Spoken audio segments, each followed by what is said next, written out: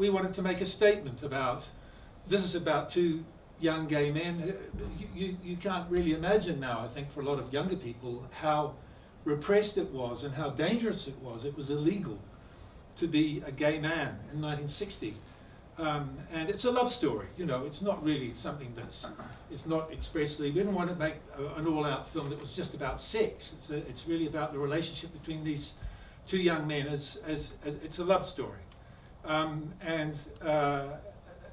We wanted to say that. We just wanted to say, you know, we've come a long way.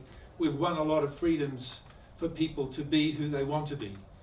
And that's really what the film was about, why we made the film. I wanted to ask each of the cast members just quickly, I mean, what was it that attracted you to the film, to want to be part of this film? Oh. Alastair Riddell, pretty well. I mean, when I was a kid, He'll pay me later. Yeah, no. Alastair Riddell in the space, well, he was the coolest guy in New Zealand, and still pretty well is. And I never thought I'd actually end up meeting him, let alone working on not one but two films, and end up being married to his wife. I mean, Oh, in the film. Yeah. Sorry. I've got blue boundaries. She's great. Yeah. You know that.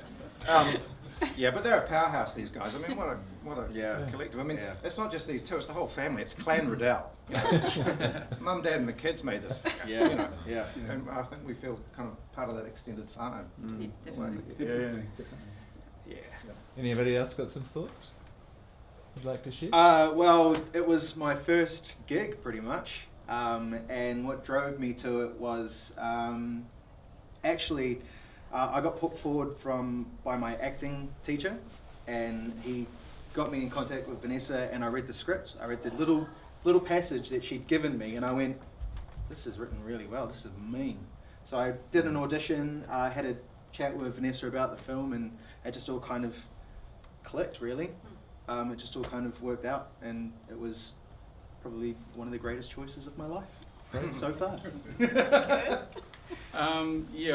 Once I read the script, it resonated with me, and once I met Alastair and Vanessa and got a better outline of the story, I definitely wanted to join on board, and I always wanted to play a dodgy character.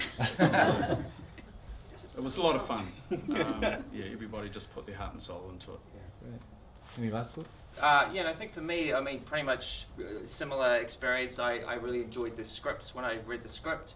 I enjoyed, you know, the character that I was playing, and I think, you know, while the central sort of characters, it's a gay kind of, you know, love story. It's also about people, you know, trying to be free and having their relationships out in the open. Like Eva and Eddie obviously have also got a lot of trials and tribulations that they have to go through, which I think is something that everybody, regardless of their sexual orientation, can, you know, like identify with. So I think the themes in general in the movie, I think, were ones, you know, that I think I could identify with, and I think that most people could. So it was just a great story to be involved with, and I think like the cast and everybody really, you know, were fantastic to work with, and I think the story is a great story.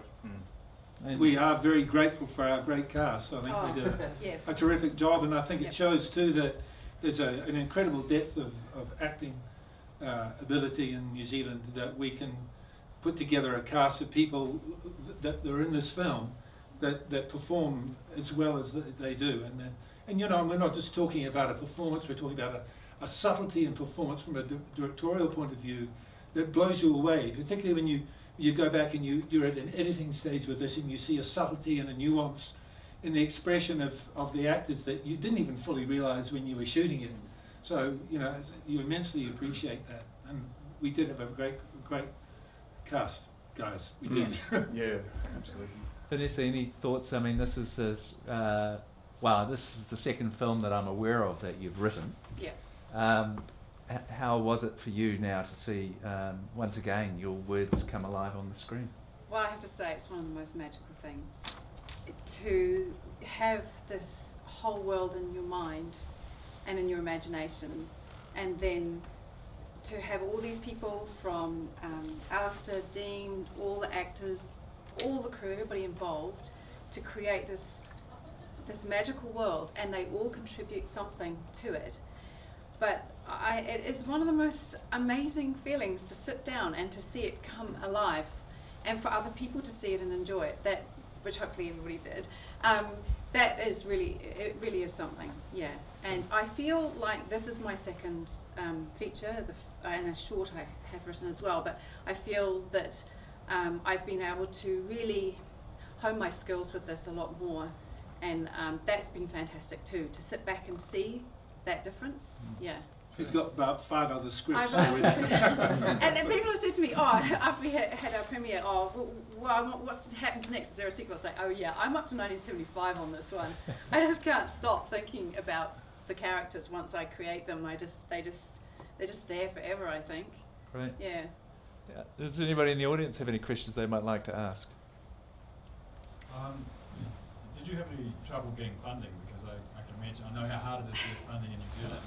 Given the fact that this is basically the theme is minority theme, was that a struggle to get funding? Yes. In a word.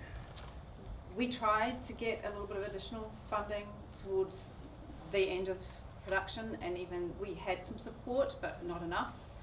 We're talking about the commission. Yeah. That's what you. And Any source of funding? well, even outside of that, yes, it is difficult because of. I mean, look, this sounds really ridiculous, but we're trying to get the film in some cinemas at the moment, and it is not the owners of the cinemas, but some of them have said that we are rural and a little bit conservative, and we're not sure about the content of this film, and I've had to reassure them, and even then they're a little hesitant. Some have been surprisingly not, but it's been very interesting. I mean, you know, we live in Auckland, it's a metropolitan city. And you assume it's the same, but it isn't actually always the same. And I have felt a little bit of resistance, yeah, which has been surprising. But as far as funding goes, yeah, it's difficult.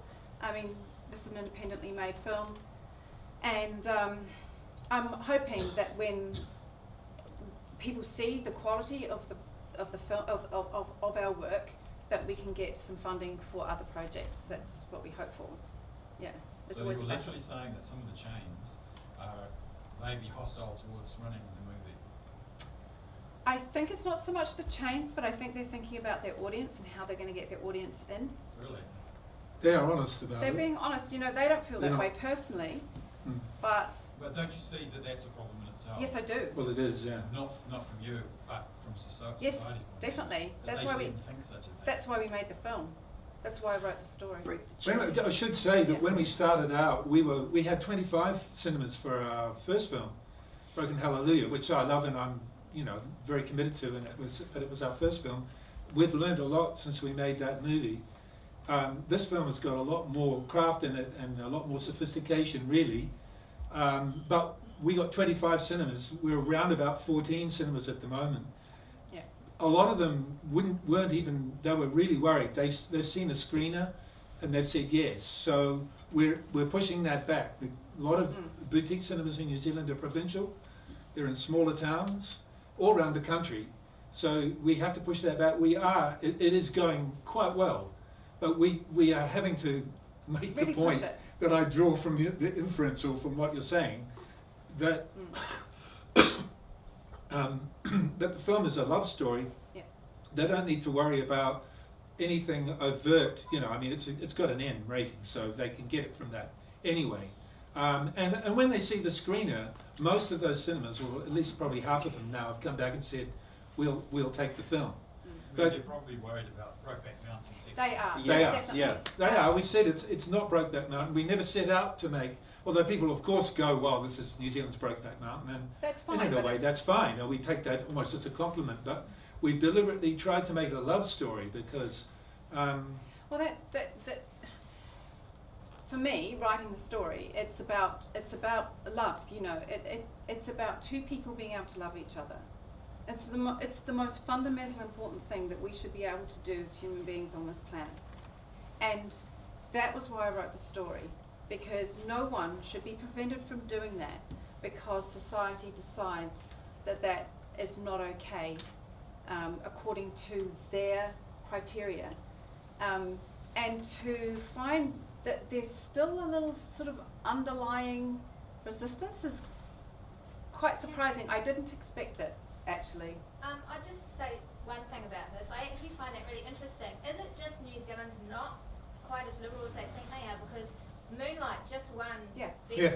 Well, I know. well, we're just Good saying, point. just by coincidence, we've brought a film out about two gay men, and the world is fating another movie in the States, which is great, Moonlight, and we've got a film here which is, I think, holds its head up by international standards, and we're struggling to get people to pay attention. So yeah, I think that's probably. We never thought that when we started, and we actually never thought it until we started trying to get it out. But you know, I mean, I don't know, make too light of that, but there is also some potential for us abroad. We are hoping, and maybe that is where we will get more traction. That remains to be seen. But at the moment, you know, New Zealand, we've just released it, and today is our day of release, and we're going to focus on New Zealand. But yes, probably there is a kind of residual conservatism here that we are a bit surprised about. I mean, I think that, you know, with the story, with a lot of the themes in the story, is about brushing things under the carpet. I mean, our previous film, Broken Hallelujah, was about problem with suicide, and we had issues with that as well.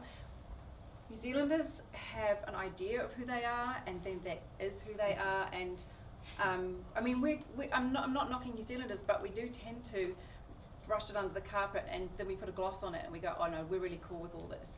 And so we've had two controversial subjects now, and it has been interesting to Suicide is a huge taboo subject in New Zealand. Probably huge. even, We didn't know that either until we made a film about suicide. And then we went to Mental Health New Zealand or whatever it was, and we just were stunned at the level of kind of denial. And, I think because you get a misconception, like when we're artists, we make some work with artists, so it tends to be that artists tend to be quite liberal and quite accepting. That's not criticising anyone else, but it just tends to come with the territory, and you assume an awful lot of things. And one of the things that I found, what I tried to put in in this story is, I wanted to look at what New Zealand, the so-called normal New Zealand, you know, and in this case it was rural, but you know, equally it could have been in suburbia at the time, and probably the reaction at that time in 1960 would have been not a lot different. So we live in a kind of bubble, and I always find it quite a challenge and interesting to sort of step outside that bubble when I'm writing, and to experience what it's perhaps like elsewhere. So sorry, but it is the other subplot to this, of course. It's farm shootings and rural shootings in New Zealand, which, you know, you go digging around the statistics, you'll be really surprised about. And we've had that recent court case in the last couple of years with the family down in Fielding, and that's just one of many. So that's woven into the story, and of course that is one of the main actual and true elements of this story. Rural, and a shooting of a young man at the age of 18. Really true. We can't talk about that sadly too much because the person whose story it is who's a friend of ours, doesn't want it spoken about too much. But again, a kind of level of conservatism and sort of glossing around the stories about the kind of undercurrents in rural New Zealand that we express in this film, I think, very well. There's a sort of a deep undercurrent of. I don't want to knock my country. I love my country. Well, but my family are rural. They were farming New Zealanders. So, and I was brought up with that, and I went to Stown Farms as a kid, and I loved it. And of course, there's a lot of that in this film. There's a lot of my memory of that in this film, a huge amount. But yes, so there's this conservatism and underlying tension, which of course is expressed in the other relationships in the film as well.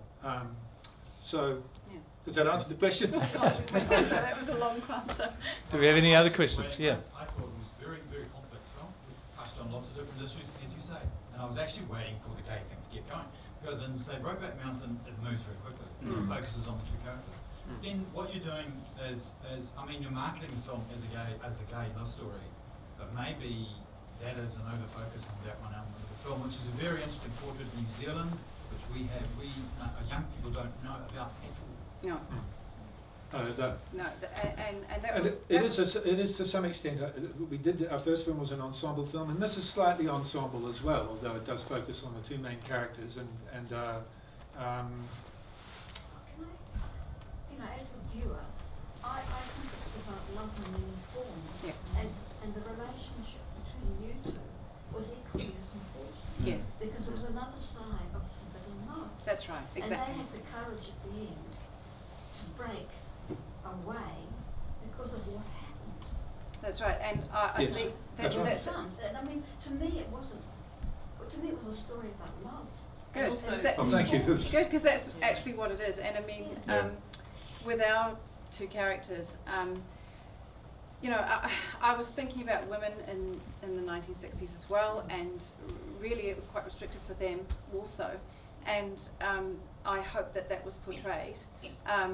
And for Eddie, the character Liam played, is that he was an outsider in that he didn't fit the rural ideal, and that he was an artist really in that environment. So I was trying to look at people who, and so many of us find ourselves in a situation and we don't exactly fit, and that's when problems start to happen, and people repress things and don't talk about them, and from that all these other issues start to evolve and become greater than they perhaps originally were. So yes, that was great that you saw that. To the view as the writer, why did you choose to introduce it in the way you did?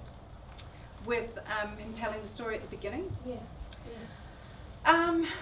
Because I felt that I guess I wanted the audience to feel because it gets quite upsetting towards the end, and that he actually did get through it and was able to create a life for himself that was full and complete in an era that was more accepting. I guess that was the reason. Yeah. Okay, well, I think we're going to have to wrap it up. So how about giving them all a big hand? Thanks, everyone. Congratulations.